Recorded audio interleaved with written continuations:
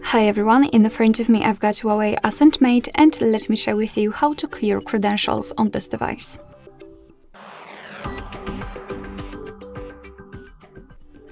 So first of all, we have to open the settings, and then in this all section scroll down to find the option security. Let's enter.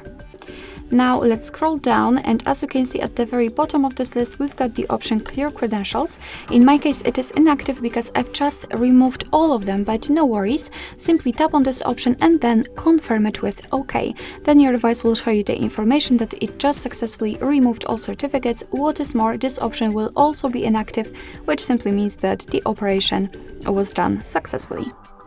Alright, so that'll be all. Thank you so much for watching. I hope that this video was helpful, and if it was, please hit the subscribe button and leave the thumbs up.